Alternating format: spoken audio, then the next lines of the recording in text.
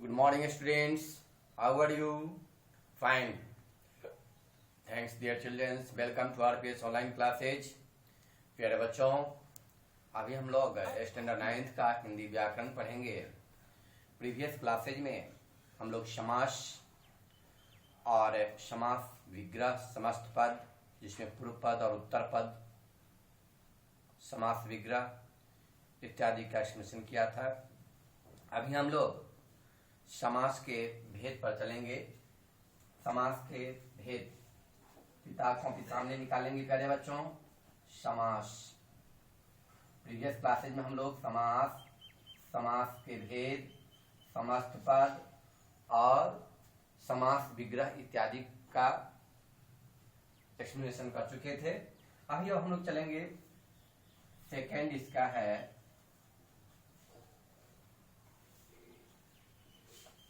बहुव्रीहि समास से क्या समझते हैं. बहुव्रीहि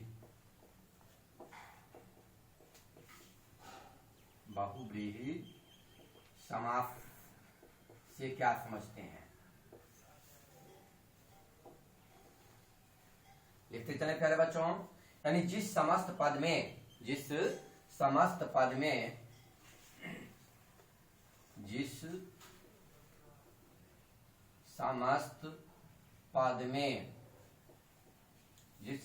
पद में कोई भी पद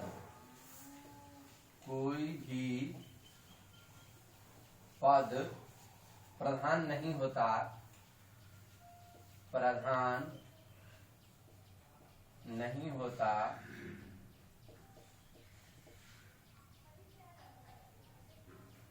बल्कि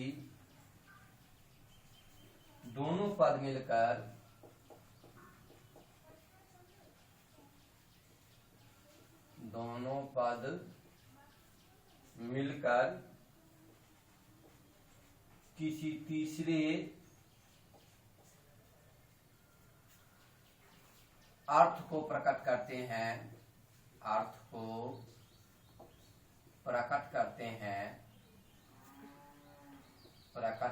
हैं. वह बहुव्रीहि समास कहलाता है.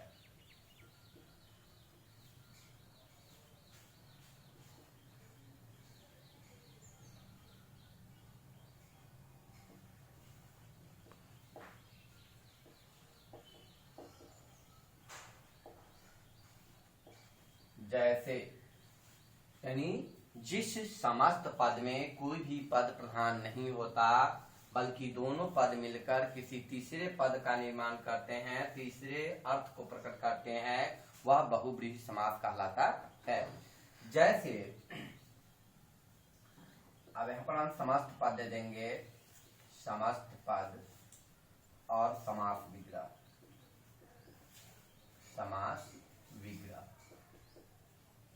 जैसे लंबोदर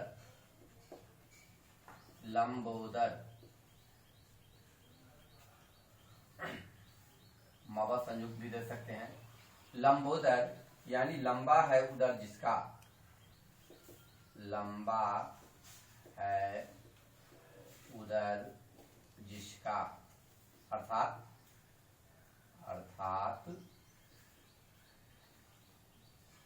गणेश. लंबोदर से किसका बोध होता है? भगवान श्री गणेश जी का बोध होता है. नीलकंठ, नीला है जो कंठ, अर्थात नील है कंठ जिसका, अर्थात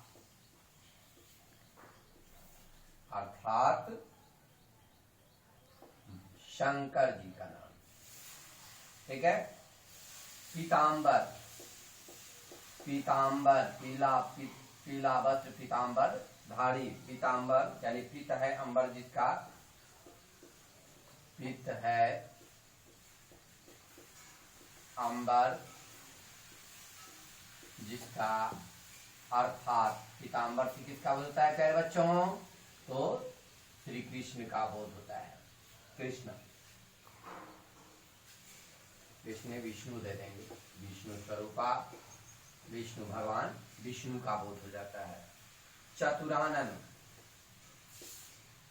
चतुरानन, चतुरानन शब्द चार है आनंद जिसके अर्थात, चार है आनंद जिसके अर्थात, चतुरानन चार है आनंद जिसके अर्थात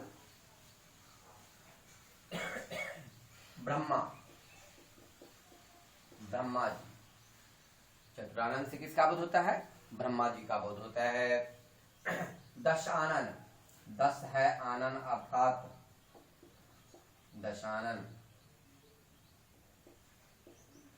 दस है आनन, दस है आनंद जिसके अर्थात दशानन से किसका बोध होता है प्यारे बच्चों? रावण का, लंकाधिपति रावण का बोध होता है। चंद्रशेखर, चंद्र शेखर, चंद्र है शिखर पर जिसके, चंद्र है जिसके शिखर, चंद्र है जिसके शिखर, चंद्र है शिखर, चंद्र है शिखर जिसके अर्थात, चंद्र है शेखर जिसपे अर्थात शंकर जी का बोध होगा। चंद्रशेखर, शंकर, शंकर शिवन केसरी नंदन। षडानन,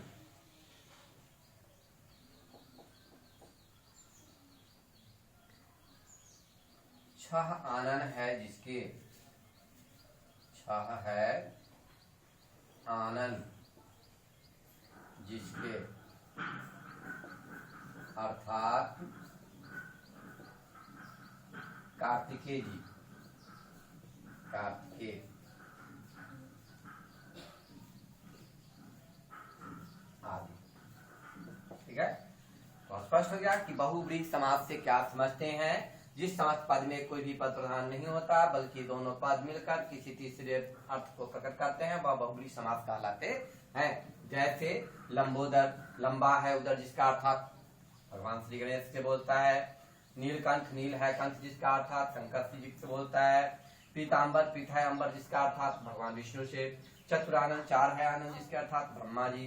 दशानन, दस है आनंद जिसके अर्थात रावण। चंद्रशेखर, चंद्र है शिखर जिसके अर्थात शंकर। और शरानन, छह है आनंद जिसके अर्थात कार्तिकेय। प्यारे बच्चों सुंदर लिखते चले, सुंदर सुंदर अक्षरों में लिखते चले और याद करते चलो प्यारे बच्चों।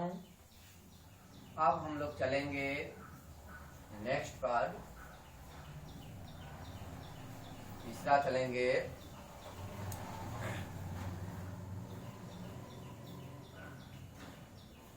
द्वंद्व समास।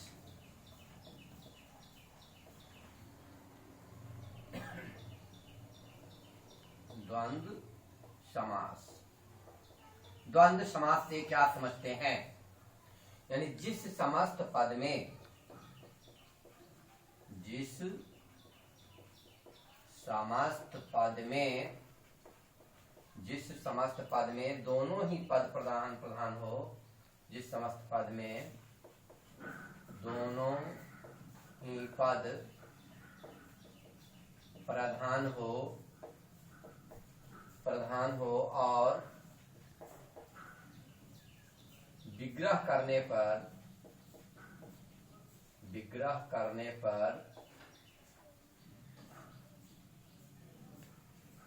पर योजक शब्दों का प्रयोग हो, योजक शब्दों का प्रयोग हो, योजक शब्दों का प्रयोग हो, वह द्वंद्व समास कहलाता है, वह द्वंद्व समास कहलाता है। जैसे में दे देंगे, अब इसमें भी दे देंगे, पहले समस्त पद दे देंगे, समस्त पद दे देंगे और यहाँ पर समास विग्रह दे देंगे। ठीक है, जैसे राधा कृष्ण, राधा कृष्ण आ जाएगा, यहाँ दे देंगे, इसका विग्रह करेंगे राधा और कृष्ण, राधा और कृष्ण। ठीक है, घर द्वार, घर द्वार, घर और द्वार, घर और द्वार। भाई बहन, भाई बहन रहेगा, भाई और बहन, भाई और बहन, भाई और बहन। माता पिता, माता पिता, माता और पिता, माता और पिता। कपड़ा लत्ता,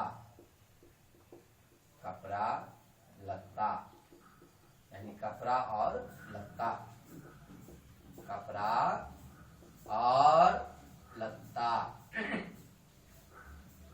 बेटा बेटी, बेटा बेटी, बेटा और बेटी,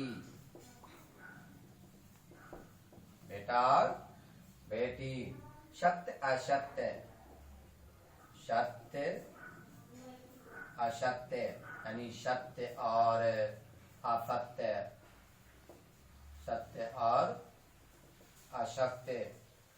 सूरज, सूरज चांद, सूरज चांद, यानी सूरज और चांद, सूरज और चांद इत्यादि दे देंगे। ठीक है, एंड आउट, यानी द्वंद्व समास से क्या समझ है? जिस समस्त पद में दोनों ही पद प्रधान हो और विग्रह करने पर योजक शब्दों का प्रयोग हो वह द्वंद्व समास कहलाता है। जैसे राधा कृष्ण, राधा और कृष्ण, भाई बहन, भाई और वाहन, कपड़ा लत्ता, कपड़ा और लत्ता, सूरज चांद, सूरज और चांद इत्यादि दे सकते हैं। प्यारे बच्चों, लिखते चले इसे।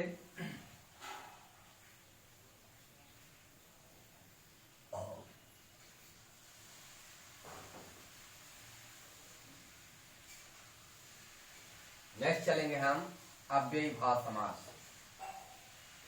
अव्ययी भाव समास से क्या समझते हैं? अव्ययी भाव समास, ठीक है, जिस समास में पूर्व पद अव्यय हो, जिस समास में पूर्व पद अव्यय हो, जिस समास में पूर्व पद अव्यय हो उसे अव्ययी भाव समास, अव्ययी भाव समास कहते हैं।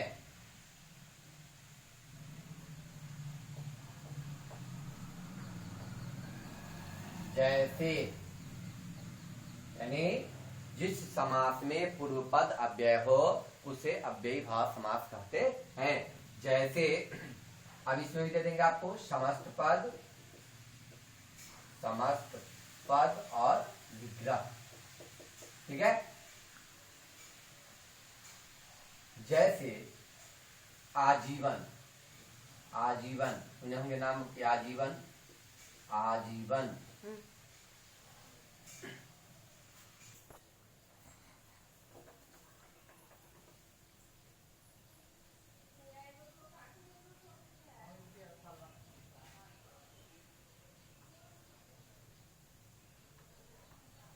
समस्त पद और विग्रह जो दिए हैं। जैसे आजीवन,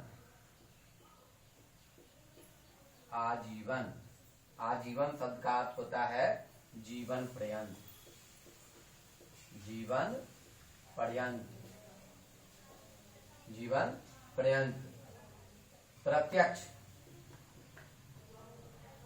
प्रत्यक्ष यानी आंखों के सामने, आंख को देखी हाल जो कहते हैं, आंखों के सामने। यथा नियम, यथा नियम, यथा नियम शब्द का अर्थ होता है नियम के अनुसार, नियम के अनुसार, यथा नियम, साफ साफ,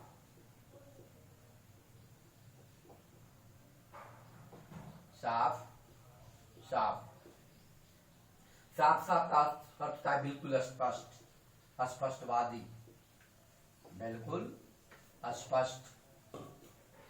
ठीक है, यह है आजीवन है।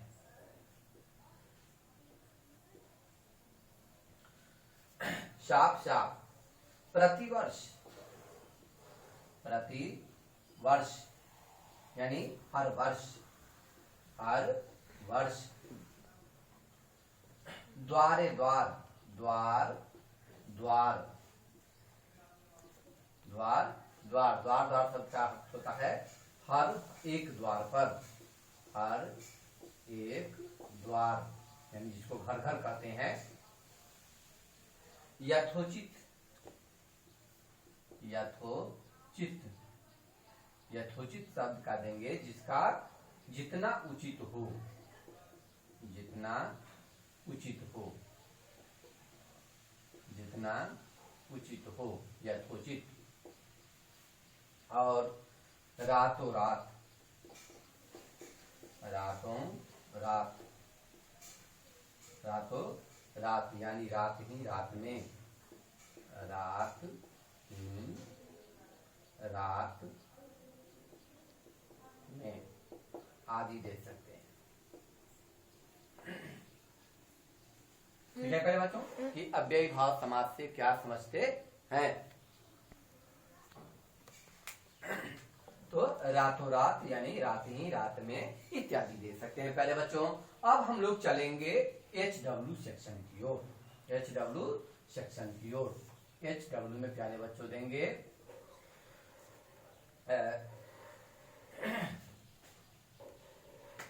द्विगु प्रश्न 1, ठीक है, द्विगु और बहुव्रीहि, बहुव्रीहि समास में अंतर स्पष्ट करें। ठीक है, सेकंड दे देंगे कर्मधारय, कर्मधारय और तत्पुरुष, तत्पुरुष समास में अंतर स्पष्ट करें।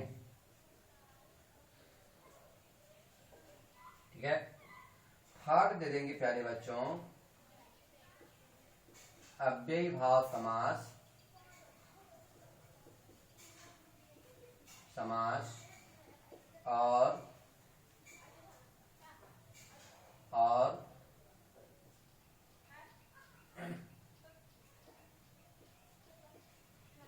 द्विगु समास में अंतर स्पष्ट करें।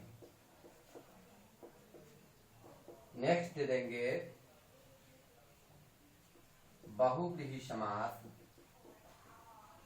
बहुव्रीहि समास और द्वंद्व समास,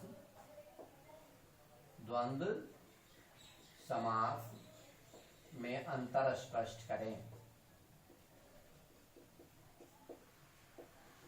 इन सारी क्वेश्चनों को प्यारे बच्चों लिखेंगे, लिख करके आप अपने ग्रुप्स में संध्या 7 से 8 के बीच में प्रश्नोत्तर लिखकर स्नैक करेंगे। थैंक्स प्यारे बच्चों, बाय।